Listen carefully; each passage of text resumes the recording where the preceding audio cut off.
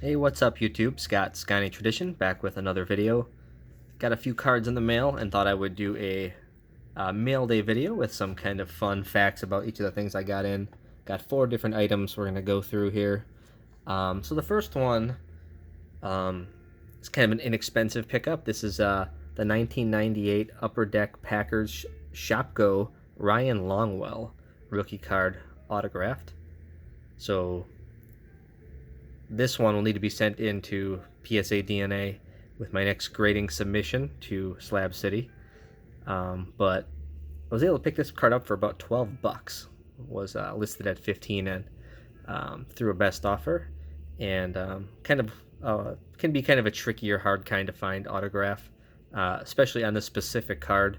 This is the card used for the PSA set registry rookie card of Ryan Longwell, and he is a member of the Packers Team Hall of Fame, so that's why I am after his autographed rookie card. Longwell did play for the Packers from 1997 to 2005, and then spent 6 years with the Minnesota Vikings after that.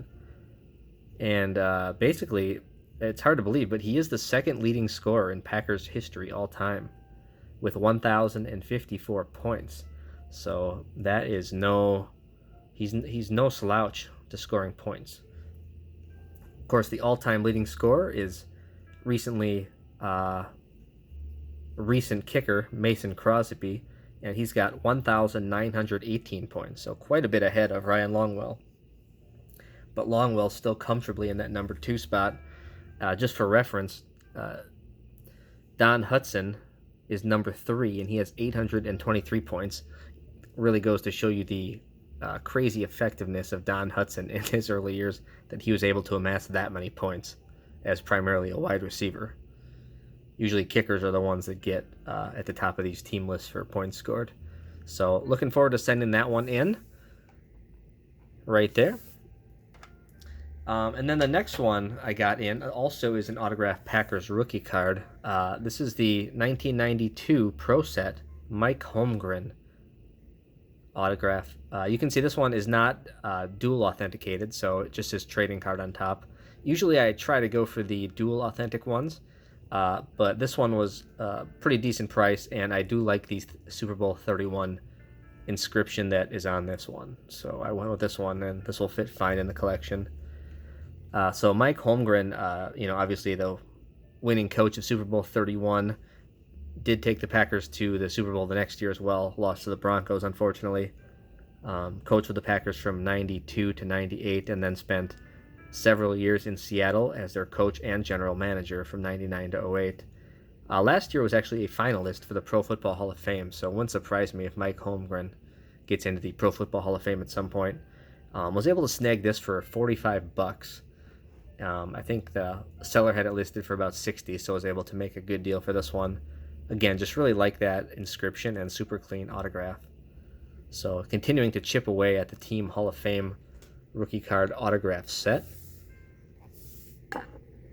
Put Holmgren up there. And the third card is also an autographed card for that set. It's the 1967 Philadelphia Bob Skoronski. And this one is definitely a little trickier to get. From what I can tell, this card is only Pop 3 on the PSA DNA cert website. So really not a lot of these floating around out there. Bob Skoronski passed away in 2018, so it's been about 6 years since he's passed. Was a great player for the Packers. Played with them from 56 to 68. He actually took a couple years off, technically speaking, in 57 and 58 to serve in the U.S. Air Force. But he was the offensive captain on all the Lombardi championship teams. An offensive tackle by trade. So a lot of the Packers, if you listen to a lot of their interviews around this time, they all talk about what a great leader and just such a consistent guy. Bob Skoronski just showed up every single day and was a great leader on those Packer teams. So I was able to snag this card for $169. Seller had it listed for $199, I believe, or best offer, and we kind of met at that point. And this is one I didn't want to mess around too much with as far as you know, trying to super low ball just because there's not a ton of these floating around. Again, it's only pop 3. I did see one maybe a year ago, and that one went like instantly off of eBay for sale, and really haven't seen any others since. Just not a ton of these floating around. But Bob Skoronski is kind of sneaky one of my all-time favorite Packers. Just a huge fan of him. And you might have heard his grandson's name, Peter Skoronski, was drafted recently by the Tennessee Titans as an offensive lineman, and went to college at Northwestern, of course. So the family lineage will live on. But super happy to have this Skoronski, and was, again, a really good player in his time. The Pro Football Researchers Association named him to the Hall of Very Good on their 2017 induction. So, I don't think he'll ever make the Hall of Fame, unfortunately, but again, just a super consistent player and a very good player in his time, Bob Skoronski. So happy to have that one. And what's cool about that Skoronski is that brings me up to 54 cards now that I have the autographed rookie card of in the PSA set registry.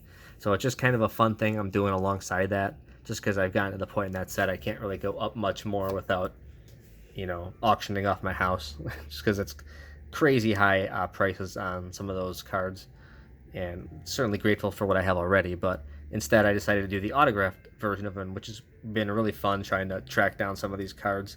And some of them I've had to grade on my own, especially some of the modern ones, like I'll do with the Long Well.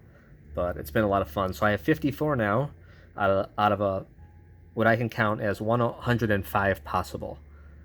So 54 out of 105. So I still got a little ways to go.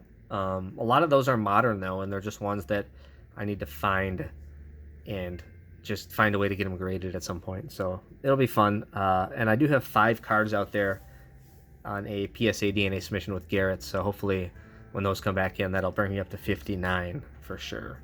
So I'm real excited about that. And the last card I'm going to talk about is kind of something interesting. This was pointed out to me by Bart, the PSA card guy. I have looked at these in the past, but I hadn't thought about them in a little while. And he kind of passed me on to this one. And I was able to make a deal with the seller. So the seller had this listed for, I believe, $99 or $100, something like that. And was able to get it for $80 after some back and forth over a day or two. So this is the Wisconsin flag card from Allen and Ginter, N11. So this is from 1888. So this becomes the oldest card that I have in my collection, which is really cool. And so Wisconsin became a state in 1848, so they were a state before this product would have been released. And you can kind of tell, if you look at the back, like what the states are and what the territories are. So this is a 47 card set. Now, most of the populations of each of the state flags and territory flags are about 15 to 25, roughly. I think for all the states, there's been about 850 of these graded total across all the states and territories. Wisconsin's only a pop 18, so probably on the lower end of that. Not a ton of the Wisconsin ones have been graded. Of course, these came out in 1888 to help promote the Allen and Ginter cigarette company. And the Wisconsin flag is pretty cool. You can see it says forward on the top. Let me see if I can get it closer there. Forward, and then right below that is the badger, the state animal of Wisconsin, and of course the name of the Wisconsin Badgers sports team for their university. And then you got E pluribus unum on the top of the shield, which means out of many one.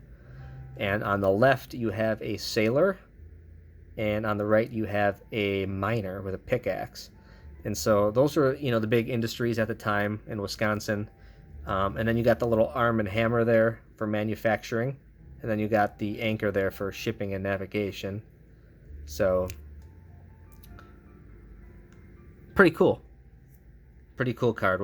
Wisconsin was really big into iron ore shipping right around when this card would have came out. So that's where the shipping, sailor guy, and then the mining itself was such a big part of early Wisconsin history. And you can see the picture down there with the ship and the manufacturing plant kind of right by the waterway there. So really just a cool piece. again, the oldest card in my collection, and these cards are really beautiful, actually, really well done. This one has really nice color for being from 1888.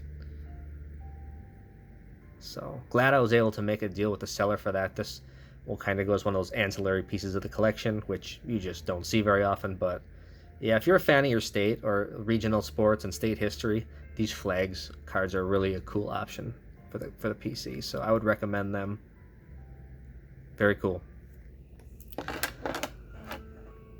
So other than that, basically have one more pickup coming in, which I'll make a video on in a little bit. And then I kind of wanted to make a video on some of the coins that I have in the collection that I haven't looked at in a very long time. It'll just be like a little fun video to do. So stay tuned for that, and hope you guys have a great rest of your weekend, and we'll talk to you again soon. Thanks for watching.